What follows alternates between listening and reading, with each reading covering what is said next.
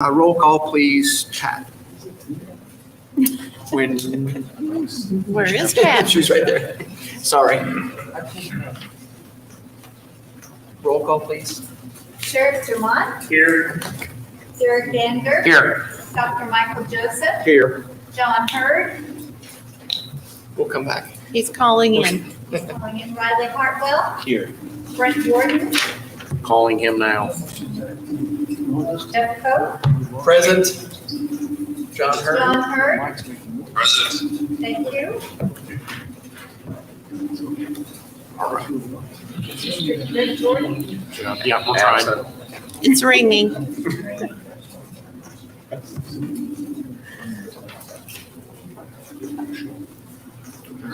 We will bring him in, but let's go ahead and start with the Pledge of Allegiance. Please join me in the pledge. I pledge allegiance to the flag of the United States of America and to the republic for which it stands, one nation, under God, indivisible, with liberty and justice for all. Sorry. I'm used to it on the The other way side. I'm supposed to be. I'll check that next time. Oops. Okay, first up, would entertain a motion for approval of the agenda. So moved. Second. Thank you, Derek. Thank you, Mike. It's been moved and seconded that we approve the agenda. Please vote. Yes. Yes. Sorry. Yes. Yes. Yes. Yes. Yes, okay. That is approved, okay. And what we will do on our ordering, after Sherrick, we'll go Brent. After Riley, we'll go John. Did you hear that? That way you know who you're waiting You're for. going So to share. thank you guys for not being able to be here, but being able to call in and be a part of this live video. So first up, we've got the celebrations. That's me. So, all right, we have some celebrations to share. So first off, out of the gate, we have a Grow Your Own program. So 16 teacher interns joined Eagle Nation in September. The interns have been assigned to the schools in which they'll serve as in-house subs. The Learning Services Department will meet with these interns quarterly and focus on classroom management and instructional skills. The cohort members are excited to become teachers and ready to support the district by filling in classrooms and growing professionally. So congratulations to our newest Eagles. Next up, instructional focus. The Learning Services Department worked hard over the summer to align pacing and assessments along grade levels and departments. During recent meetings and building walks with principals, Dr. Mwangi observed strong evidence of curriculum pacing and instructional strategies. In week one of Dr. Mwangi's elementary walks through, all third grade classrooms observed were reading the same story, Judy Moody, during their reading. And then the letters training has also brought a new level of knowledge to our district. Sound walls like these that you see pictured in the bottom right, and phonics lessons are appearing in primary classrooms to provide instruction with purpose. And for those that aren't aware, we have a lot of students that change schools during the course of the year. So with our pacing and assessment, if they move to another school within the district, they can be right on the same story they started at. So congratulations getting that started. Next up, we do have a thank you for the Tamcotron sponsors. Joplin Schools appreciates the Joplin Area Chamber of Commerce for helping sponsoring the ribbon cutting for our new video board at the Eagles' first football home game. The celebration highlighted the local business sponsors that donate funds for the largest video board of its kind at a high school venue in the state of Missouri. So thank you to those sponsors: Teal Building Products, Mercy Hospital, Pinnacle Bank, Missouri Southern State University, Bill's Electric, Train Company, Freeman Health Systems, Dr. Michael and Jerry Lynn Joseph, Crossland Construction, Contract Freighters, and Pro 100 Realtors. Thank you all for that great celebration, and thank you to our sponsors for helping create that board for us. Next up, we've got project-based learning. The Champs Anatomy Academy, another great KCU outreach started last week at McKinley Elementary School. The Academy is a 6-week program that pairs second-year medical students with 5th graders to teach medical terms, body systems, and functions through project-based activities. KCU medical students are excited about this program. McKinley fifth graders love it, and state learning standards are being addressed. You know, what a win for all of our kids. So congratulations and thank you for partnering with our schools. Agricultural opportunities. The annual Ag Expo was recently held at Joplin High School. The expo was organized by the Joplin High School FFA. A wide range of vendors presented displays and agricultural education and workforce opportunities. The expo is also designed to recruit 8th grade students into the agriculture and technology programs at the Franklin Tech Center. So it's great to have those opportunities coming directly to us. So thank you for that. And those are the celebrations. We did have a committee meeting, Safety and Security Committee. Either one of you have any updates to share? I do. I'd like to first of all thank Dr. Saketa for keeping me prepared for these meetings. At the same time, that was another great safety committee meeting. Our agendas are always full, always concerned about student safety on our campuses. We reviewed our fiscal year 2021 approved cap outlay projects. We reviewed those progress on our projects tag for the fiscal year for safety. Lots of different projects that have been completed and others are still in the queue for completion. We also reviewed our risk management safety committee report. A number of accidents this year. We compared accidents year on year, and we're always trying to find ways as to what causes the accidents and what steps we can take to prevent them. We reviewed our department goals for the fiscal year 2022. We also discussed and received an update on the progress of implementing our watchdog for emergency alerts for all staff.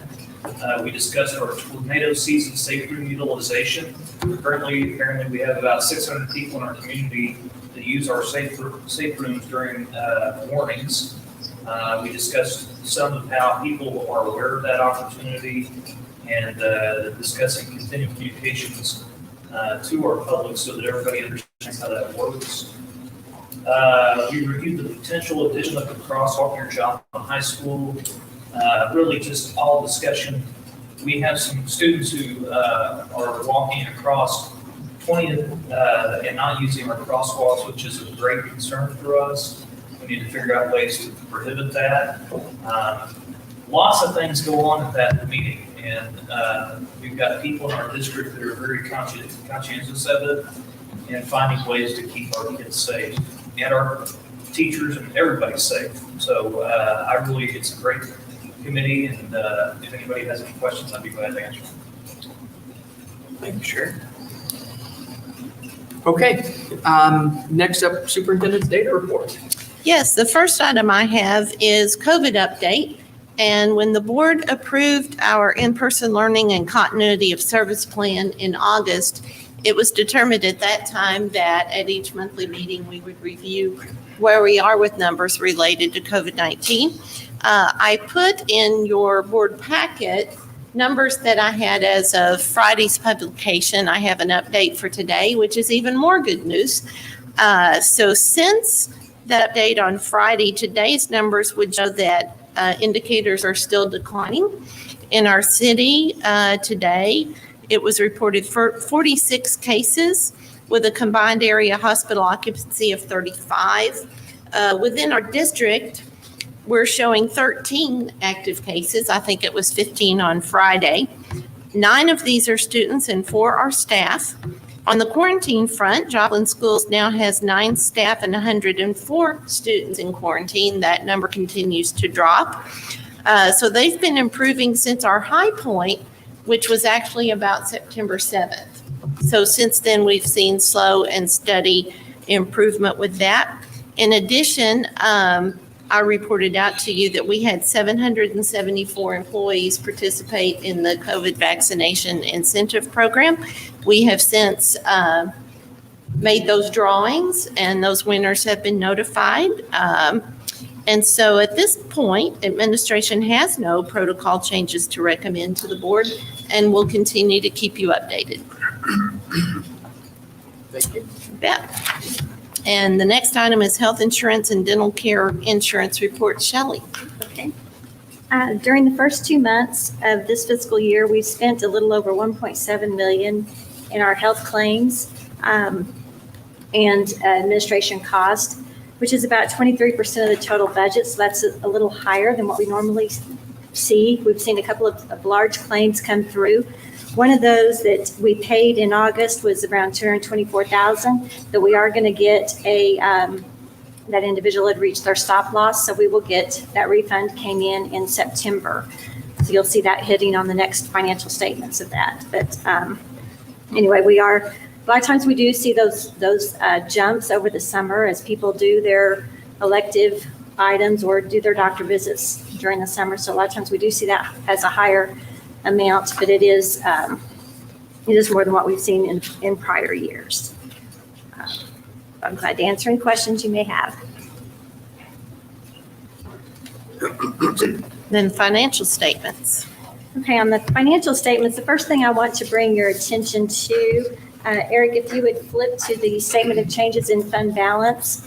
As I was kind of looking over things for the auditors, getting ready for them who will be here in the morning, but I noticed an item that was on Franklin Tech, the adult remodeling that took place of a couple of classrooms. Several of those invoices went through the general fund, and they should have really gone through the capital projects fund. That's where we had accounted for the revenue. So I made an adjustment of $93,931 to those beginning balances for the general fund, and then reduce the capital projects fund. So I just wanted to make sure that I let you all know that if you're comparing to last month's. And then if you go on and look at our condensed financial statement, on that one, the revenue is not a whole lot different from the prior year. The capital projects expenses are up quite a bit, and that is related to the new construction at Kelsorman and Dover Hill. We spent about $2.5 million so far this year on those projects. And I did change, like the bottom section there, the fiscal year 22 beginning balances are reflective of that 93,000 adjustment. So those. Do we need to take action on that for you, Shelley?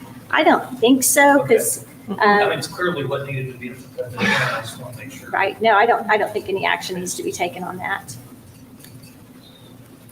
Are there any other questions anybody has?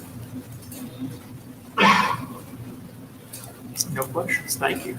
Okay, and last but not least, and that is, I think I see Aaron Height back there and Dave Pettit to give us a construction update. She called your name.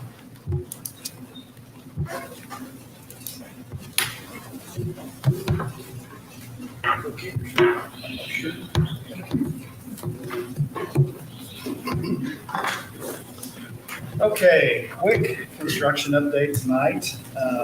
Kelsey Norman, we're at punch list phase.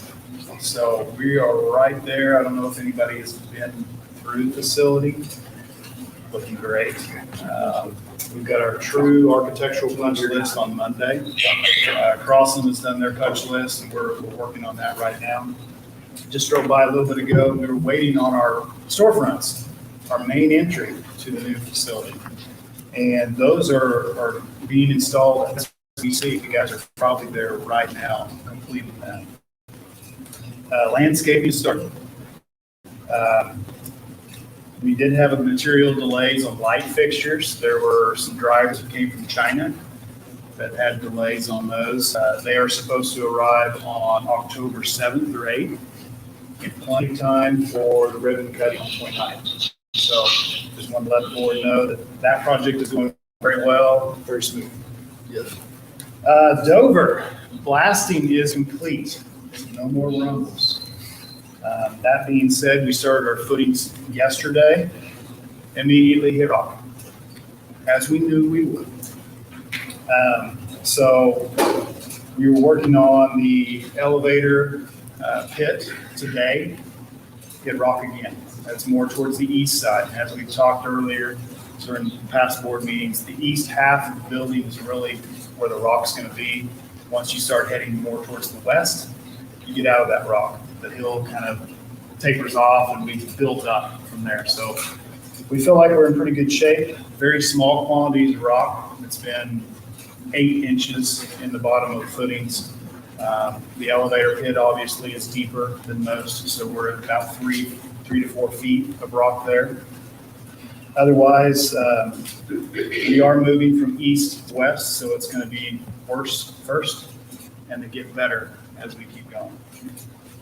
First slab pour is scheduled for the second week of November, and after slab pour, obviously structural steel will start. As we talked in the past, our joists are still way out there.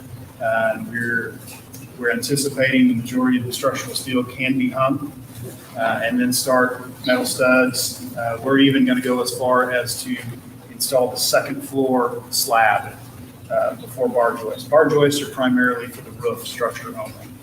So it's going to be a little bit out of sequence in construction, but progression nonetheless. So, any questions? Do you think you'll stay on the schedule with the rock that we're hitting on the slab pour? I think so. The slab pour is going to be the eastmost half. We're going to break it up into 2 separate pours. So the eastmost half, that's where the majority of the plumbing, a lot of the plumbing risers are. I think we'll start to pick up speed as we move forward further towards the west.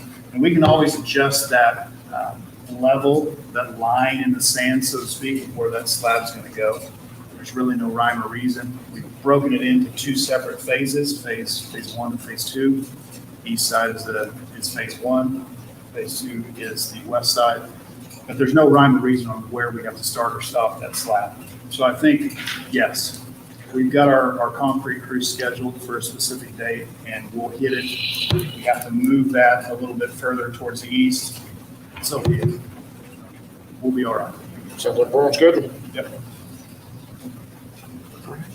Any other questions for Aaron? Dave? All right. Thank you, guys. Keep bringing good news. Well, and it's always good to have every opportunity to remind that the ribbon cutting on the Kelsey Norman portion, October 29th, 10 o'clock. Excellent. Aaron, do you see any additional costs on the rock? Or where we're already It's- kind of at? I mean, It's so hard to tell. We do have $150,000 of budgeted trench rock, which would be for the footings. Okay. We're only the second day into it, but we have hit minimal rock so far. And if it stays the course, we'll be fine. perfect. So, Thank you. Appreciate it. Now we're back up here to us. So okay. All right. So thank you very much. Appreciate that. Any public comments? Any public comments? We do have, Okay. All right. and Dr. Moss at Senior Hill, Oh, okay. Renee Land.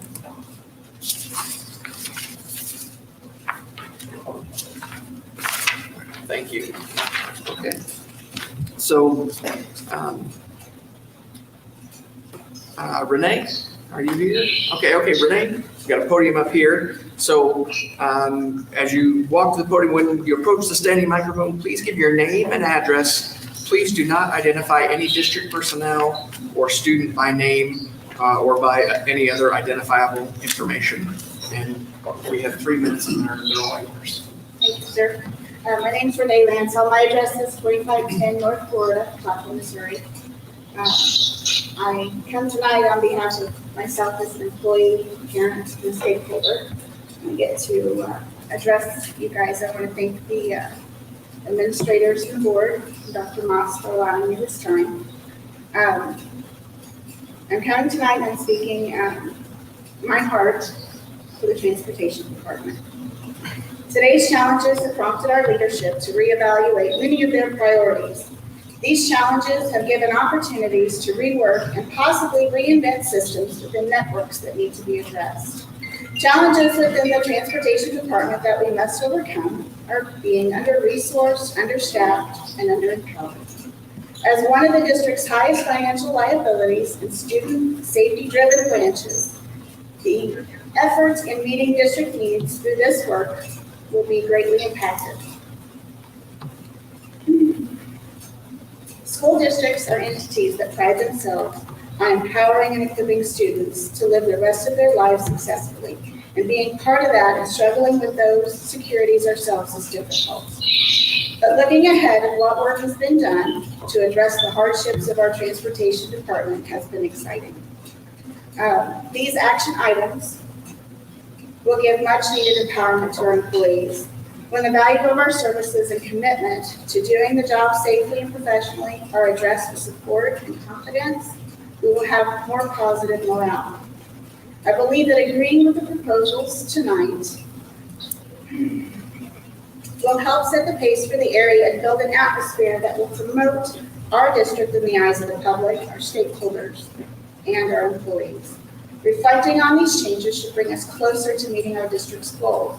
A move to be the standard in employee compensation for their job is at the heart of most employee retention plans, and they are in great demand. The work with other voices involved in these suggestions tonight that you'll see shows an effort to move collectively with the district's responsibility, and an undivided team of leadership that has resolved to make improvement their priority moving forward despite challenges, and the initial growing pains that come with the changes is also important, and I appreciate all of our staff.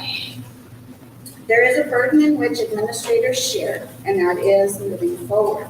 Moving forward for transportation means there is now a need for a director to be hired. The needs of the district are great, but they are not impossible. District leadership has shown tenacity and urgency to meet the current needs.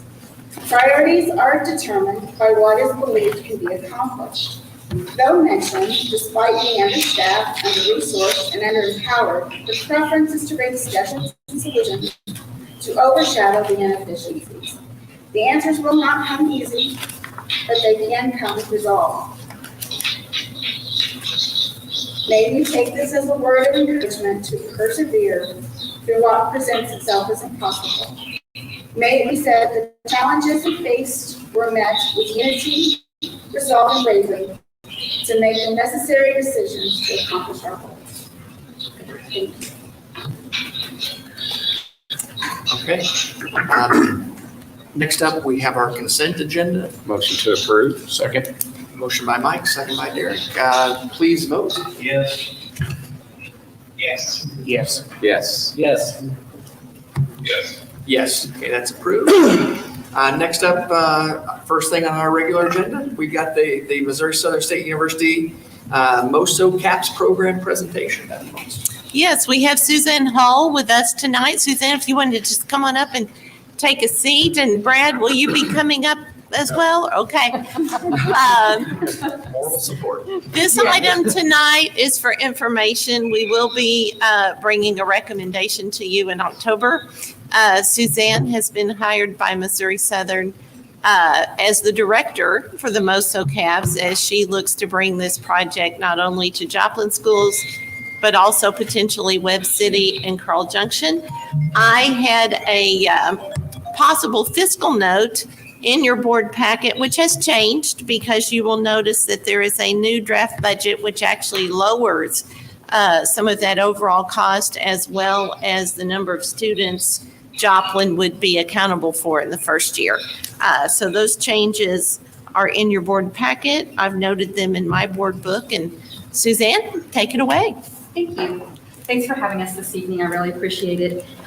So MOSO CAPS, what is it? Well, 9 months ago, I didn't know what a CAPS program was either. I was in the teacher ed department at Missouri Southern as a professor and director of clinical field experiences, which is what the position I held for the last 2 years. So it was my first exposure, and I've done a lot of research since January. And typically, CAPS programs are housed in high schools around the country. There are 76 programs nationwide in 138 school districts. 70 of those districts are in the state of Missouri, which I found pretty impressive. Missouri is the largest CAPS network, and the National CAPS network is actually housed in Overland Park, Kansas, in the Blue Valley School District, if you're familiar with that. It covers 3 countries, the United States, Canada, and India. So it really creates a learning environment for students where they are treated as peer adults. They get to explore potential careers based on their passion, purpose, and strengths while working with professionals. And I have a short video. I don't know how much time I have. When I was at Web City, I looked at Dr. Rossetti and I said, how much time do I have? He's like, 5 minutes. I'm like, okay, skip the video. So that's up to you all. The video's 3 minutes, but it's We sort can of do the just video Let's too. do the video. shed some light. But this is from Go Caps in Springfield, Missouri. They also have a branch in Lebanon for Lake Region, and also in whoops. If you go back, you can just click on that link and it should take you right to it. I can't read it. It says it's a box. Oh no. Okay, so act. Okay. Maybe more fast. It worked for me. Okay, is it not working? Okay. Anyway, so while he's trying to pull that up, so Go Caps in Springfield has several branches. One of them's in Monette. Monette started their CAPS program probably, I think it's 5 or 6 years ago. They started off with a very small number, and now they're over 75 students within their district, and they have a couple of syndic districts as well.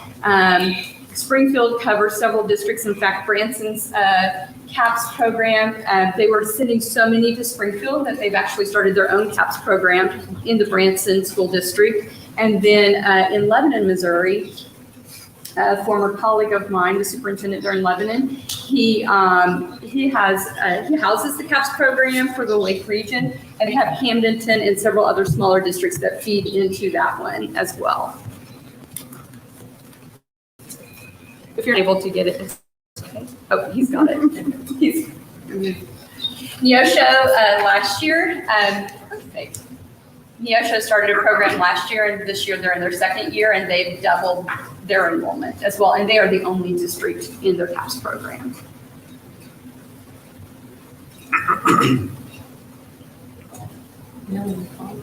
Yeah.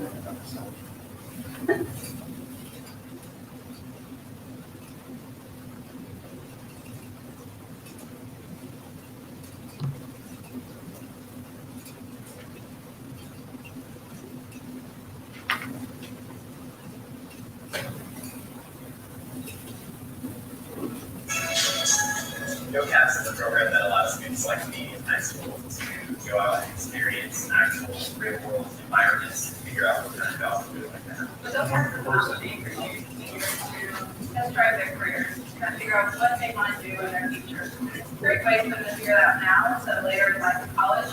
It's truly a career exploration program. Our mission is excellence in business. Go Caps is like a year. In Go Caps, you're actually able to learn things that are relevant to something that you're interested in. Go Caps better prepares students by exposing them to real world experience with business partners and what they have passion for. We want to experience what it's like to work in the industry that we're just going in. There are 5 different streams of students choose from: medicine, healthcare, nursing, engineering, and manufacturing. So see business and entrepreneurship and manufacturing, IT and software solutions and manufacturing, and teacher education and various SNS sites for additional. I think it's important for us as a community to really grow our talent locally and provide good opportunities that really set us apart from other communities. Right now, we're working on projects, we're just trying to different projects.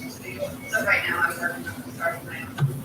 Get started our shadowing, and so I recently got to shadow an ambulance driver, so we had a lot of fun going around these halls and helping people out. It's really nice to teach you, especially when you're able to. You don't have to do these stuff. You can do your own securities and things like that.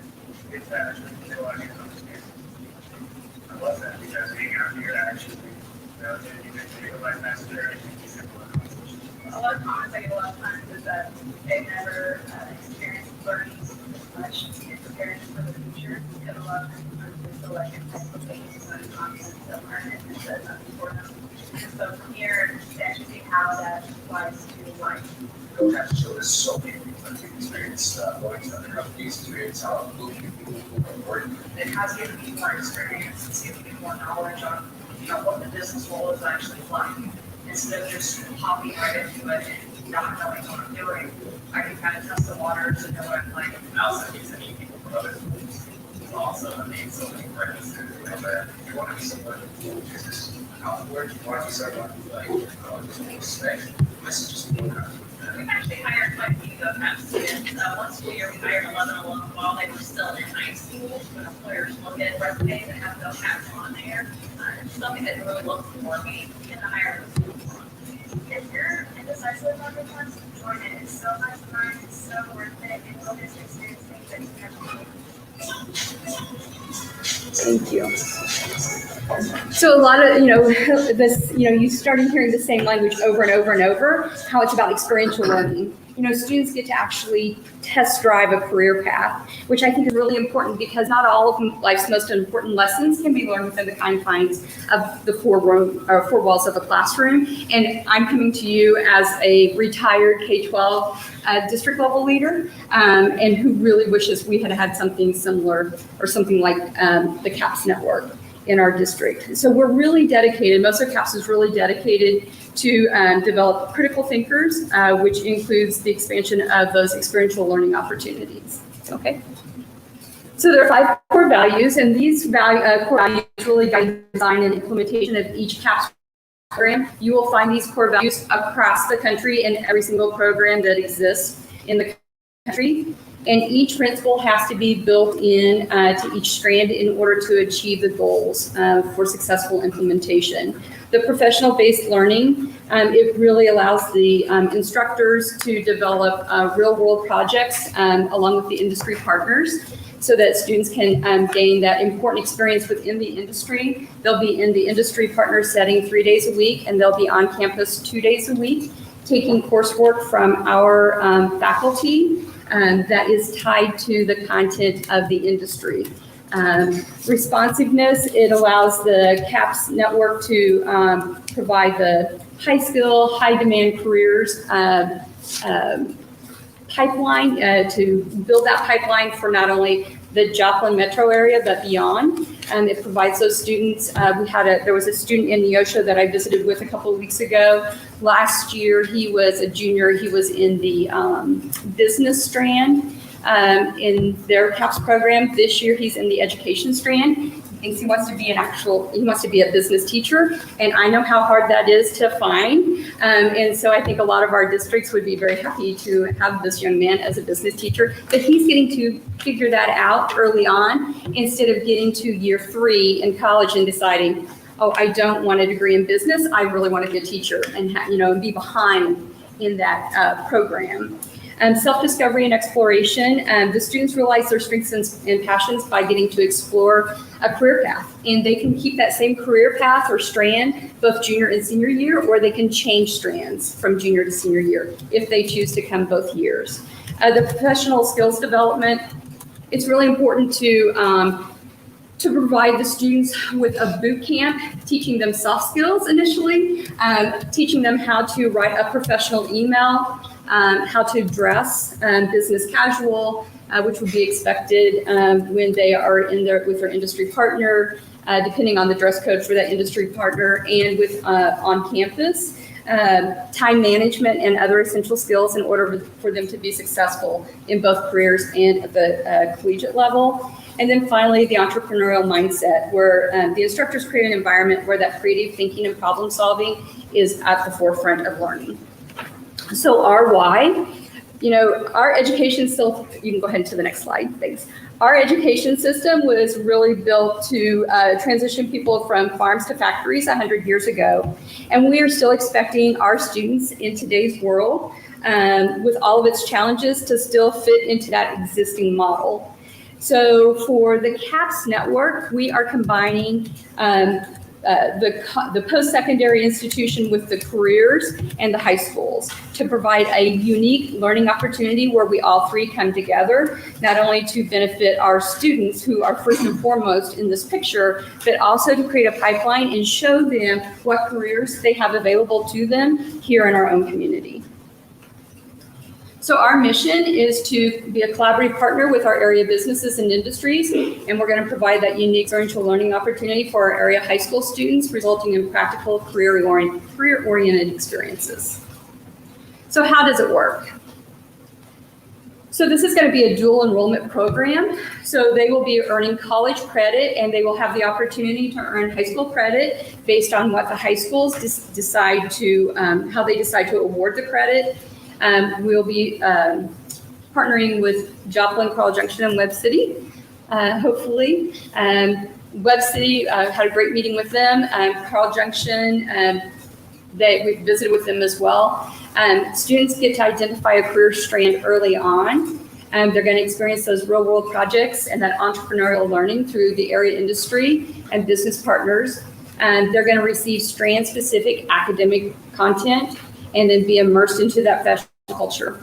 They're going to be solving the real world problems using industry standard tools, mentored by actual employers, and developing presentation, collaboration, and social skills, which are also going to benefit them in the regular classrooms. So we're really preparing students to excel in college and their careers.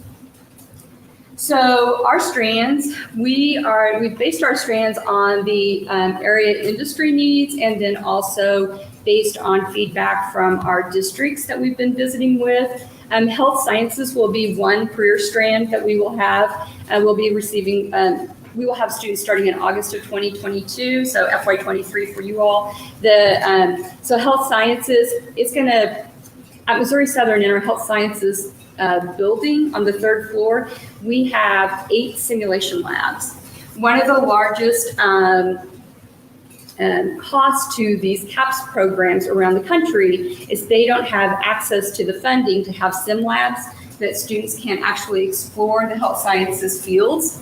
And so we have respiratory care, radiology, dental hygiene, nursing, and then EMT. So students will be able to take a general health sciences course in the fall and then medical terminology in the spring. I've already visited with our health sciences dean, and she's new to Missouri Southern this year, and she's actually driving to Blue Valley this week to go visit their program to see how they operate up there as well. But the students will be able to explore all of those health sciences careers and then also go and experience them with the industry partner. Human services, we were going back and forth between human services and teacher education, but human services cast a wider net. So students have the opportunity to explore either education, law, psychology, social work, or public safety, which would be criminal justice as well. So teacher ed, we're talking about the teacher shortage. I'm excited to see your internship program. I was on the Grow Your Own committee at DESE for a couple of years, so I know what it's like to be able to secure quality teachers for the students. And so hopefully the human services strand will help provide, students the opportunity to truly explore all different levels to find out which level is truly their passion before they seek the career in education.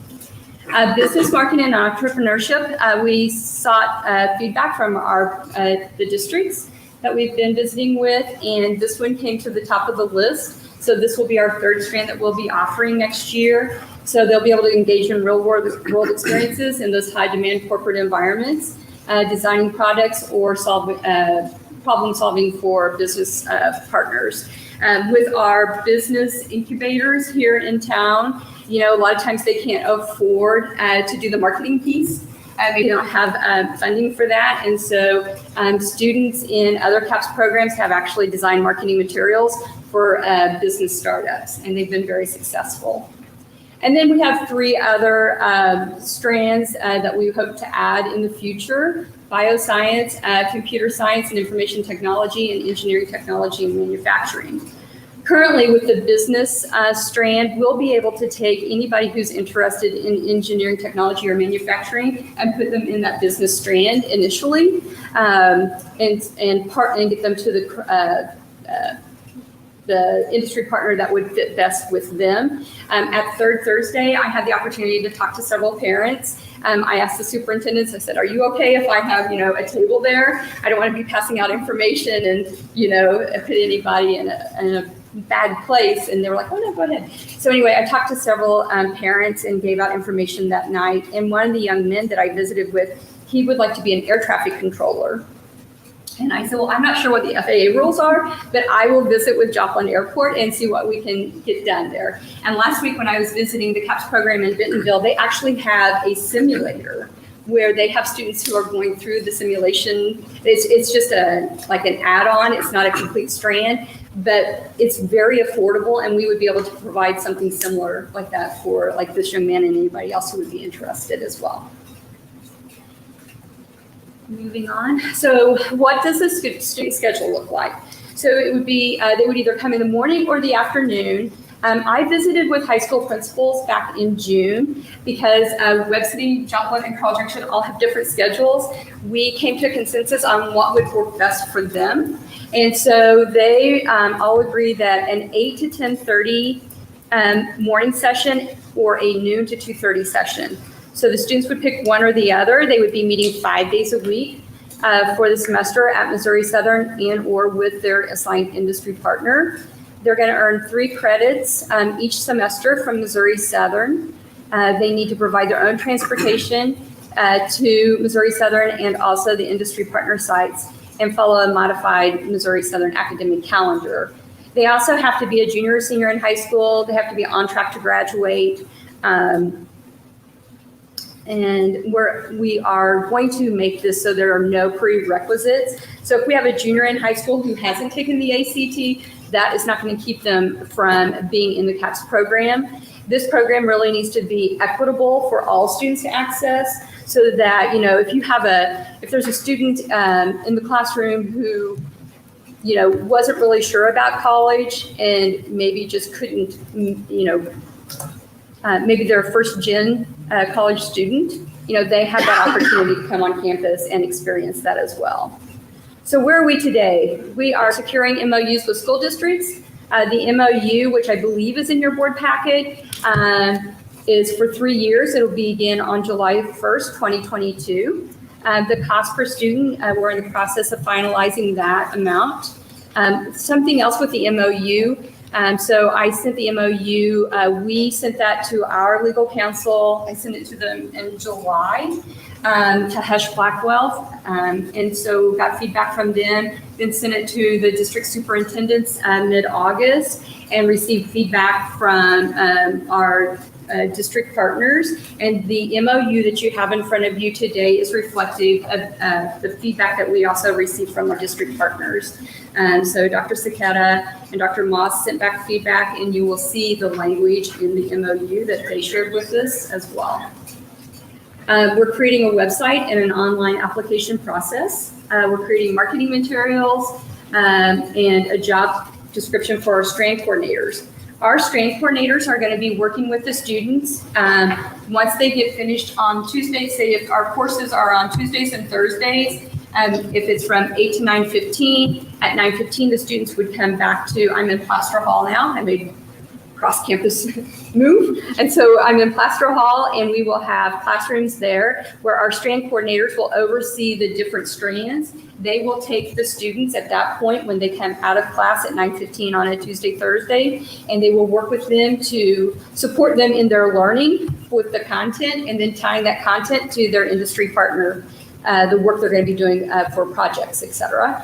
And so we have 2 strand coordinators in the budget. We started off with 3, but we have 2, and I can also serve as a strand coordinator as well. I'm a 1-person show right now. I don't have an admin assistant. It's my first time ever not having an admin assistant since, oh gosh, probably 20 years, but it's great. So I have a lot of support from other folks at Missouri Southern's campus, but we're going to be able to get this job done. And the budget that you also have available to you now, I mean, we are to the point where we are ready to go with this. And finally, we are continuing to identify existing courses that we have on campus that will align with the program strands for the dual enrollment credit. Questions? Industry partners, do you have industry partners already lined up? Or? So yeah, so it's like, with several other people, I've told them, I said, it's like, you don't want to put the cart before the horse. And so I would hate to secure industry partners and then, They say, and then like somebody Not be doesn't ready. join, yeah. And so, and the superintendents appreciated that as well. But yesterday, we were at the chamber, Joplin Chamber Board meeting, and have already had a couple reach out and say, we're on board, because we're looking for corporate sponsors. We're in addition to the corporate partners. And so I don't think it's going to be a problem. When I look at Monette and Neosho in year 2, their Neosho School Foundation and their Neosho Chamber of Commerce this year, they are already offering CAPS scholarships. Just because the impact the program's already having on their local industry. And then their local industries are also providing a lot of support as well. So, yeah. But I think, just watching the success at Bentonville, they started off with 15 students 7 years ago. They have over 380 this year. They had to turn away 60 students in their health sciences strand alone. So, yeah. So, not to monopolize the questions, but No. you said three credits. Is that 3 credit hours? 3 or is that credit hours per semester. Per semester, Mhm, okay. yes. And there's dual credit for the schools. I know that if you have some high achievers, they have to have 27 credits to graduate with honors. Will those 3 credits count towards each semester at the school? That's the part that we still have to work out in terms of what those content areas are. Okay. And then depending on the content covered, how does that translate to learning standards within Joplin schools? So we can't at this point today tell you exactly what those courses would be. Okay. It's No, dual enrollment. We still need to work out the dual credit I part. just want to make sure we don't end up hurting some of the best students that would benefit the most and then not be able to graduate with honors. And Yes. so there's a little bit of work and we've got time between now and next meeting. I know in some districts, they go ahead and they wait, if you have a weighted, I don't know if you have weighted, yeah. We did too. And so I know in some districts, they go ahead and they weight the course credit. So, it's up to the districts, obviously. There's a DESE has a translation formula in the back that you would use for the number of hours that they spend at the college that would get back to high school for high school credit. But then also our kids get 4.75 GPA points Right. per A, and it graduates down if they get a lower grade. So they would be in the loop there to get that pretty well, I think. I just think they need to work out the specifics. I would think if you've got 60 districts in the state doing it, DESE's got to know what's. Yes, and what they the are very impacts might pleased be. with it as well. Yeah. Jeff, one quick question. This may be something for Dr. Moss. First and foremost, Dr. Holt, thanks for being here. I think that this is a great program. I agree with Jeff that, we don't want to make sure that 2 different groups within our district are competing.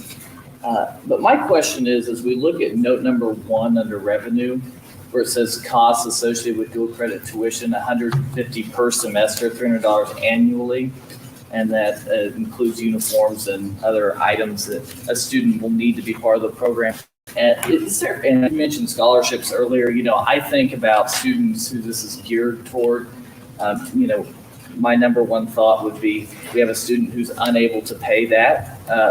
What do we have in place, district specific, that Yes. could aid in reducing those costs? Or is there something that's within the CAPS program that would allow students who are underprivileged to still be able to participate in this program? I'm working on that actually.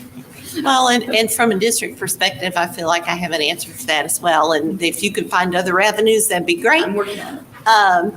A few short years ago, we had a rather large, I think it was economic security. Is that right, Carrie? There was a grant that was helping to pay for dual credit tuition. That grant went away. However, we met along with Sue Day and then brought that item as a budget item to the board. We have a fund of money each year that when we have students, maybe they qualify for free and reduced lunch or for whatever reason, can't pay their dual credit fees. And we know that dual credit right now is at a reduced rate for a high school student as opposed to when they graduate from us and step onto the college campus. But we do occasionally have students that is a barrier to do. So we do have funds set aside to help defray those costs and sometimes completely pay the tuition because we don't want not being able to pay for that to be a barrier for our students. Yeah, I think that would be my number one question when we look at costs associated with the program. And I think it's excellent and very supportive of it, but I just want to make sure that everybody has an equitable chance to participate. Yes. One thing I'm looking for are strand sponsors. For $12,000, we could have all the tuition paid for all the students in a strand. And I think that would be a great way to participate as an industry partner as well. Great. So, That's great. So we're trying to cover all the bases. Thank you. Yeah, make it equitable. Well, that's a good pitch. And regardless of that cost, is a fantastic value for kids that are getting college credits, assuming that they work it out. And this sounds like it's a great opportunity for collaboration between our high school, our community, and our local university that we want to support, as well as it's good to see the Web City and Carl Junction are also interested in the project. So certainly we hope that all things turn out positive, which is Thank you very much for your time. Thank you very much. Oh, and please reach out to me. Dr. Moss knows how to get a hold of me. If you have any questions, please reach out. All right, thank you very much. Okay, next up, we've got the G2 proposal for Dover Hill Elementary change order. Okay, Dave Pettit is on his way up here, if I get his name right. We have discovered after going through the bid process and working with our plumbers and Skillcraft folks, that there's an upgrade we want to make to the plumbing fixtures at Dover Hill and to make sure that we're on par with everything else that we have in the district. And Dave's got some better specifics that he wants to tell you about. First of all, I want to assure the board that I never take lightly when I come to you and ask for additional money, especially on a new project going up. When we received the submittals from SECO, the vendor that will be supplying the plumbing fixtures and plumbing contractor for the site, in going through those with my staff, we saw with the urinals, toilets, some things that have caused us concern in the past with the reduced flow fixtures that are typically, they've been put in some of our other new schools and they've caused us some maintenance issues. We have problems with stoppages. We have problems with odor because just not enough with the high use, especially in an elementary school. We see some of those things are problematic because of the low flow. And so we reached out to see what it would take for us to upgrade those to a higher flow flush in this particular case. And note that this is relating to 60 different fixtures, 58 restroom fixtures, and then 2 shower fixtures that will be upgrades to allow our SPED staff to be able to better serve our SPED students if we need to use those shower facilities. So anyway, we're asking you to approve a change order in the amount of $13,813.54 for plumbing upgrade for plumbing changes to be a long-term benefit for the district. Motion to approve. I'll second that motion. Thank you, Mike. Thank you, Derek. Been a motion to approve. Discussion. Just a comment I have on that, guys, you're okay? Yeah. I mean, once you said you were going to give them a low flow, you just said what I'd like to do is have a higher water bill and sort of know at the end of the time. I don't think the answer is just to go higher flow. I think the answer is to go with the low flow or no flow, and then the Euros especially, that deal with the screens. I'm confident to prevent them from getting flooded. Just one person's opinion that's had to deal with this more than I care to. Thank you, John.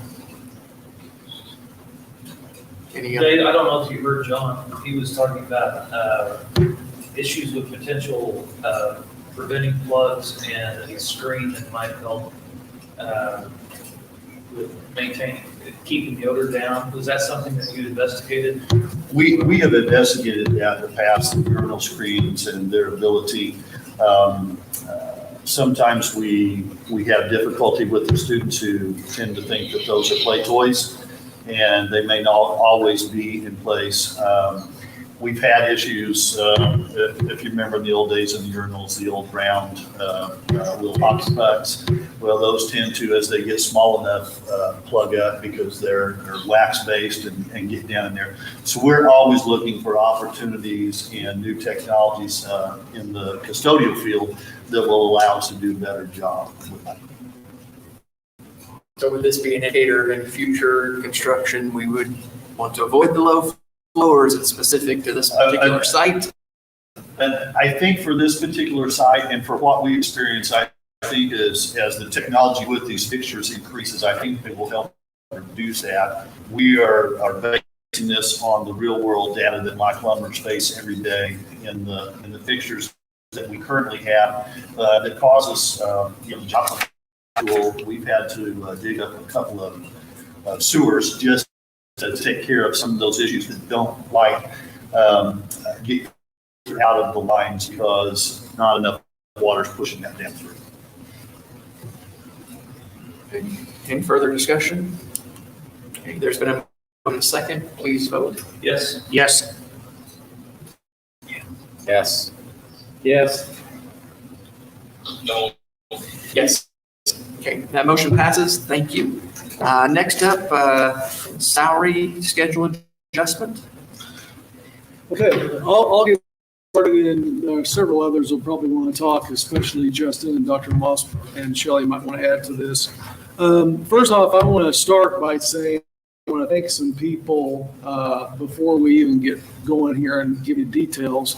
I want to thank Mike Bevis and Justin Henson and Renee, who's here and spoke tonight, and Garrison office. It's been a very difficult last 2 year plus. Well, every year is a difficult year in transportation. It's a complex, labor intensive, constantly changing world. But I appreciate all the work that they've done to hold the fort down. And then also I want to say thank you to a couple of bus drivers in the back who that were here and provided input. We had an input session last week with bus drivers, and it provided a lot of information for us in terms of, well, actually it was the week before, I guess, several days.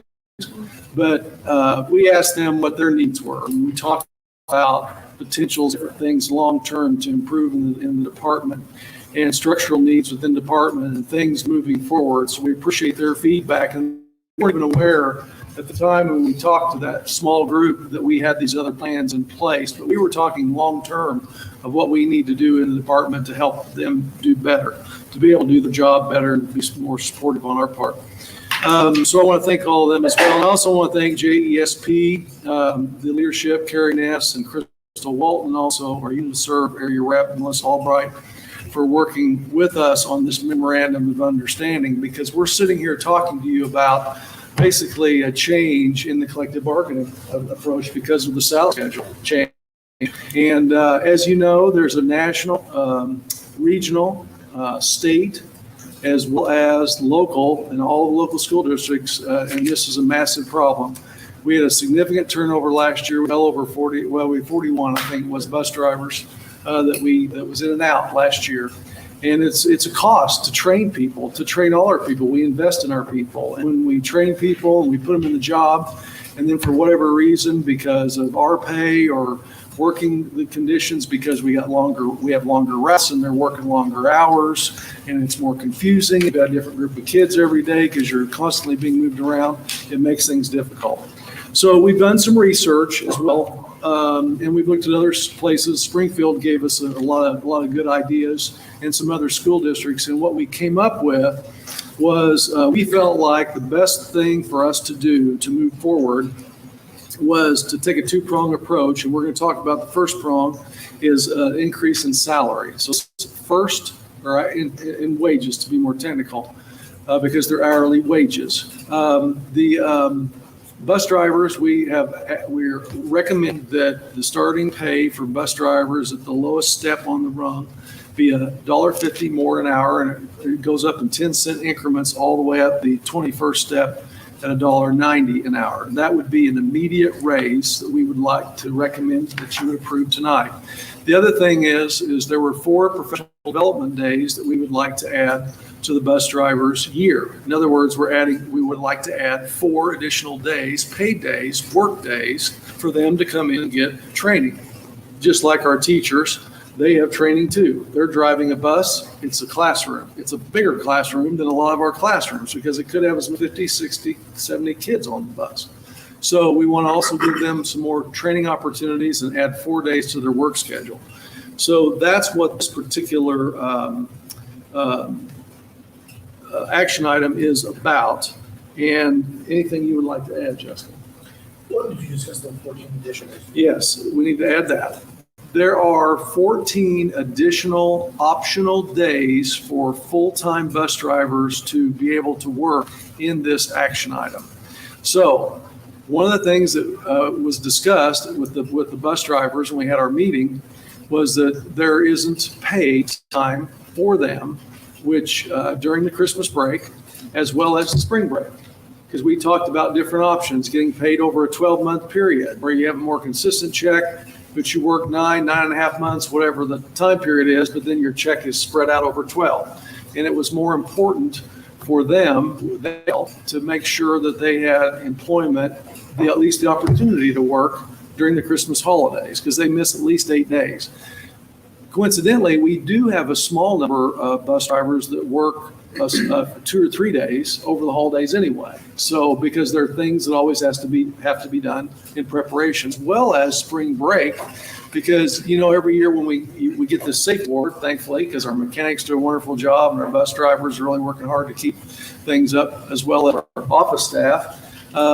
That's part of what they do during spring break. There's about 10 or 11 bus drivers that work that day to make sure that we get all of our inspections done right. So we wanted to expand that and make sure that the rest of the full-time staff had that opportunity to work.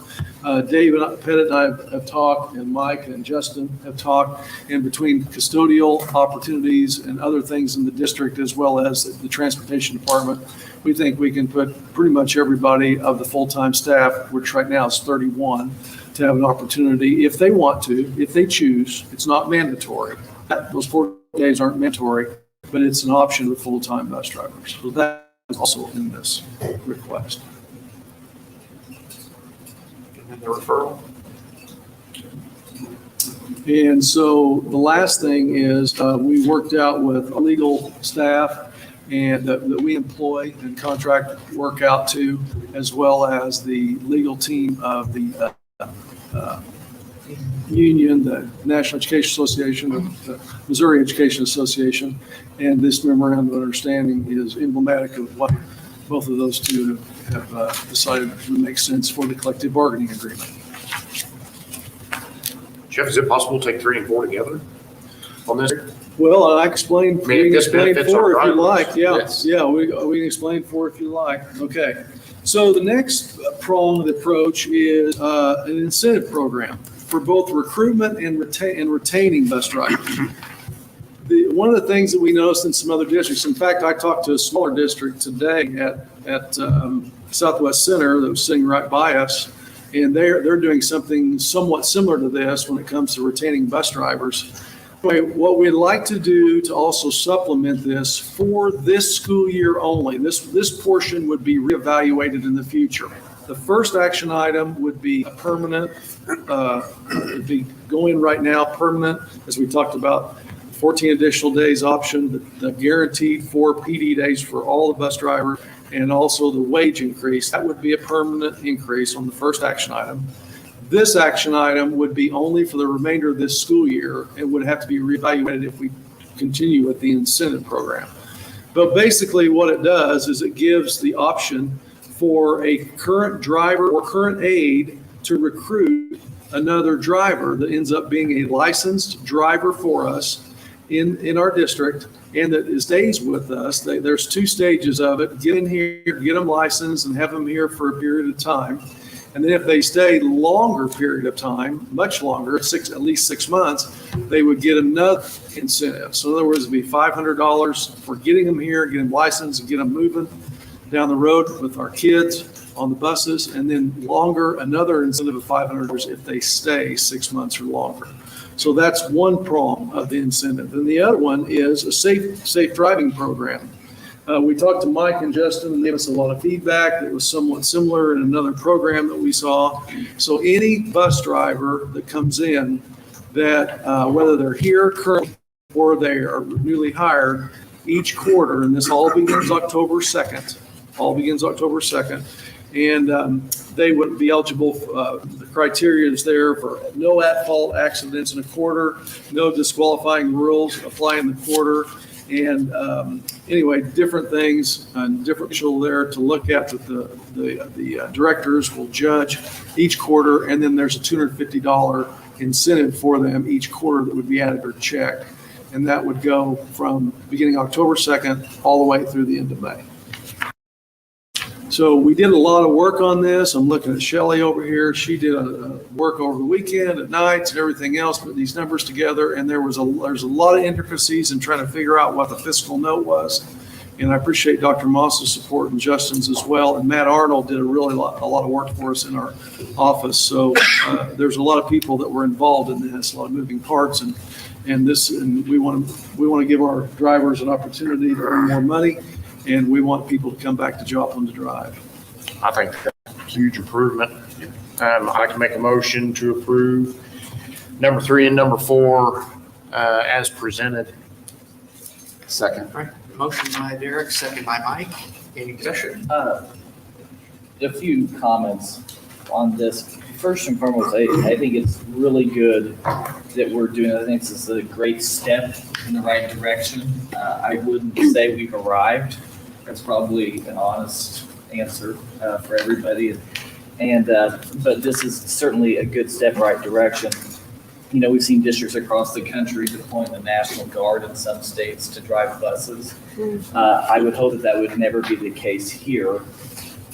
You know, I've spoken to numerous people in the transportation department over the years, and I don't think it's a secret that with some of the split routes and some of the other things that have happened over the past few years, it certainly hasn't been employee friendly.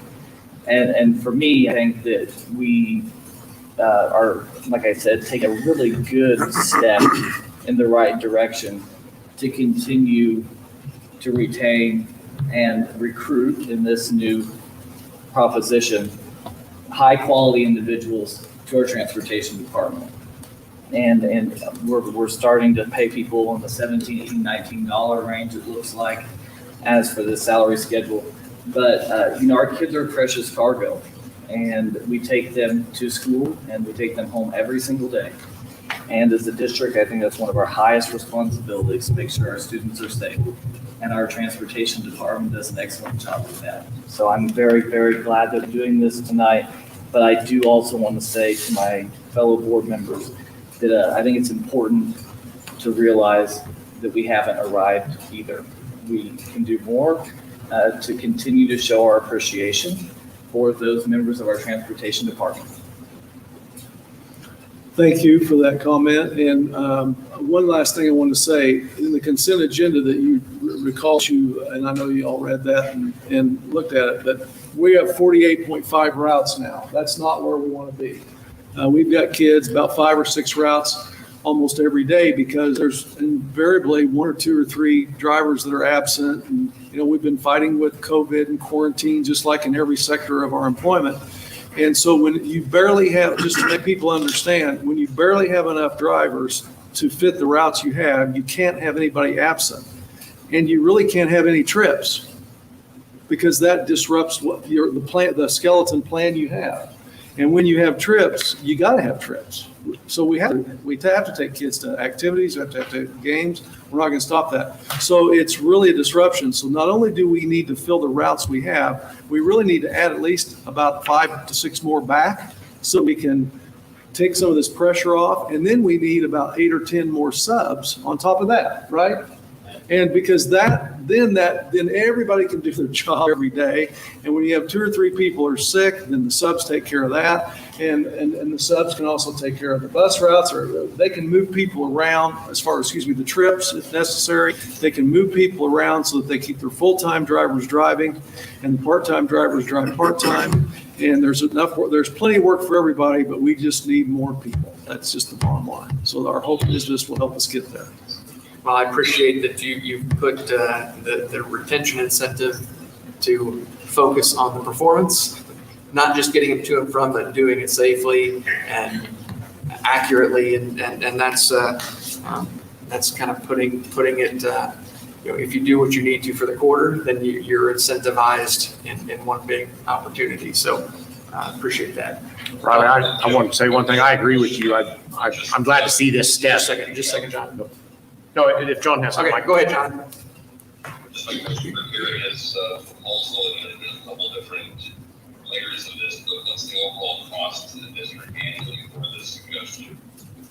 That fiscal notice in your item. The fiscal was the book. Yeah, 250, 53,980. 253,980. That sweeps everything that we're doing in year one as one cost, but then the 56,000 is, that's. If everything's perfect. Yeah, that's deciding, that's the incentive. Is that included in the 253,980? It Yes, is for yes. this year. Whether that continues into subsequent years remains to be seen, John, but that is included in the overall fiscal note presented in your packet. Okay, how many drivers is that covered? 48 full-time. 48, no, 50. 50 full-time. 50 36 full-time, 14 part-time 36 drivers. and 14. Okay, so I just kind of. Yeah. Yeah, you got 50 and you got 250,000. That's 5,000 That's including benefits too. plus benefit. Yeah. Plus benefits. And also, we want to tell you too, the 14 additional full-time drivers, 67,000, that number, that is if every single driver is full-time. Decides to work the for whole 14 days. 14 So this days. is a maximum number. Yes. Right. We want to give you the Right. conservative estimates of what it could be. So they may decide not to work that Christmas week. They may decide not to work that spring break. Right. Those are options. And then I hope to be safe. So we want those to be Right, exactly. paid out, With those are the ones we want to pay out, please. for sure. You good, John? Yes, thank you. I appreciate all the work you did on this. Okay. I just want to say, and I agree with you, I think we're making steps. Personal, what is, drivers have a bigger impact on the students than what they actually realize, because it's the first face they see and the last face they see. So I'm glad we're making steps in the right direction. Right, and I would also like to say, I don't think there's a single bus driver who's in our district who isn't choosing to be safe every day. Right. I'm going to be very clear on that. Yeah. All right. So any discussion, been a motion and a second. The motion was by Mike and a second by. No, I made the motion. Okay, Mike sorry, made the Derek and Mike the second. Please vote. Yes. Yes. Yes. Yes. Yes. Yes. Okay, that motion passes. Excellent. Thank you, guys. Appreciate it. Thank you for all the support. Next up, Shelley.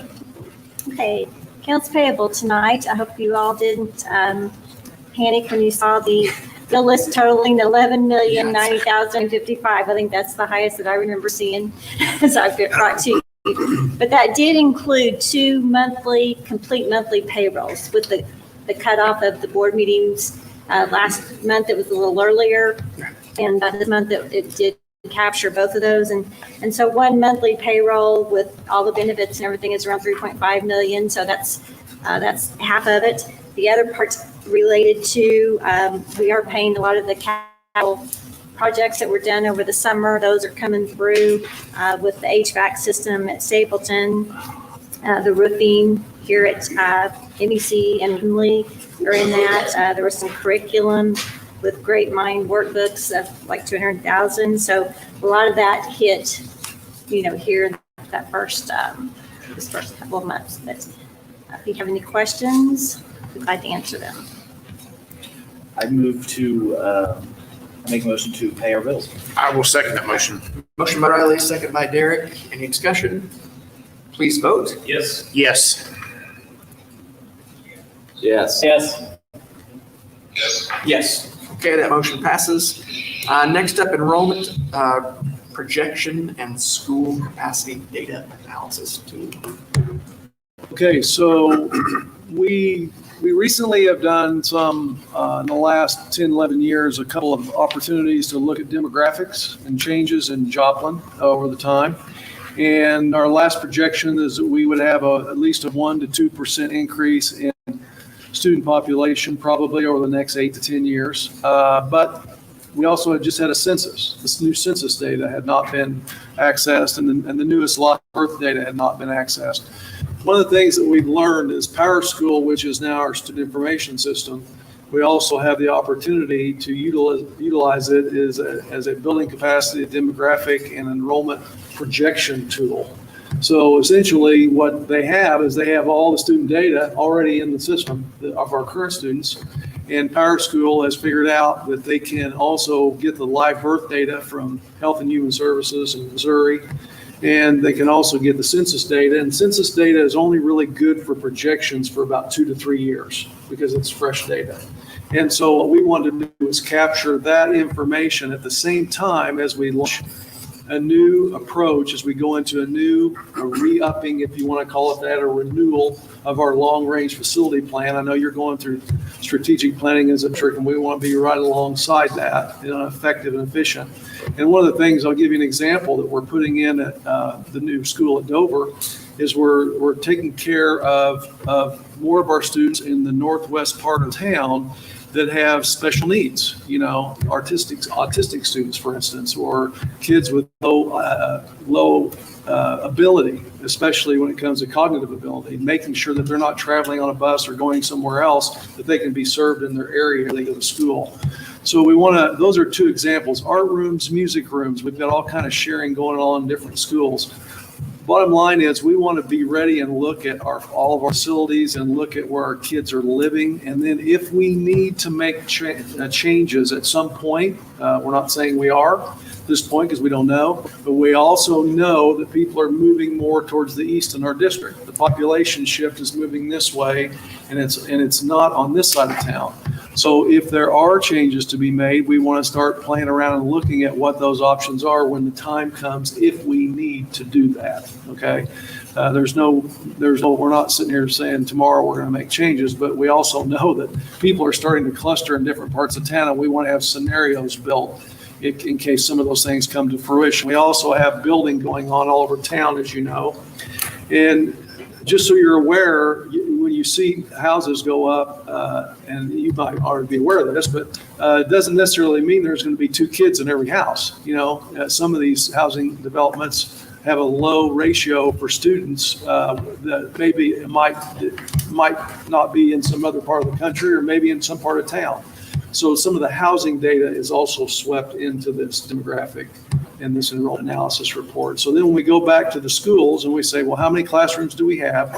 Do we have the classrooms to meet all the needs for all the students that we have in that sector of town?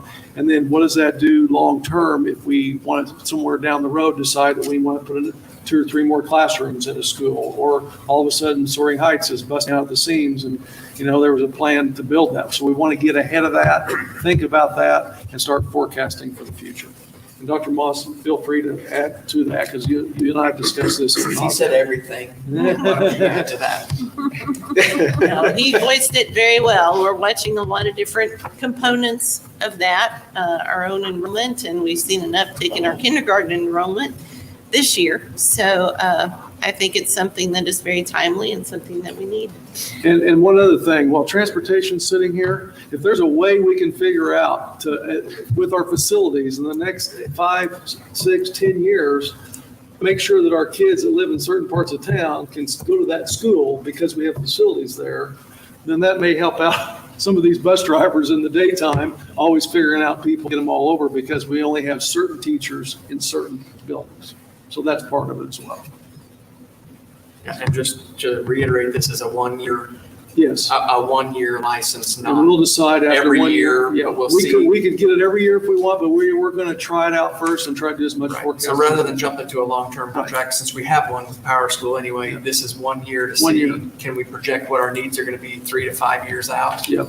Based on those data points that we have. That's right. Okay. I'd make a motion to approve number 6 on the 1 year. Second. All right. Motion by Derek, second by Mike. Any discussion? Please vote. Yes. Yes. Yes. Yes. Yes. Okay, that motion passes. Next up, on-site flu shots. Justin. So we run you on-site flu shots every year, and what we do, we try to get those through mid-October, mid-November. We've suggested the date of October 18th through the 28th. Statistically, in the past, we've used anywhere from 330 staff members up to like 150. Last year, I think we had 392 staff take availability of our flu shots. And so it's just something that we try to provide as a service to district employees every year. But it helps with our absentee rates and those types of things, especially with COVID. Flu was down a lot last year, but we're in anticipation it may be back this year for us. And so we go out we go out for bid and bring those back to you. And so the administration would recommend that we approve on-site flu shot services through Freeman Hospital.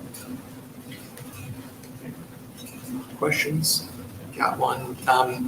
Community clinic, is that going to there? Is that So right? I think when you saw this previously, we had community clinic chosen as the person we were going to choose. However, on review of that bid proposal, we found it was a non-compliant bid, and therefore we chose to go with Freeman because of the non-compliant bid. And I would add that in past years, that is not out of line from what we paid for flu shots from the Freeman quote. I think last year we paid $30, so it's still an additional savings from what we paid last year. And just a question, is that then done, one day at each building, or how do you? I actually have a schedule. Oh, that's okay.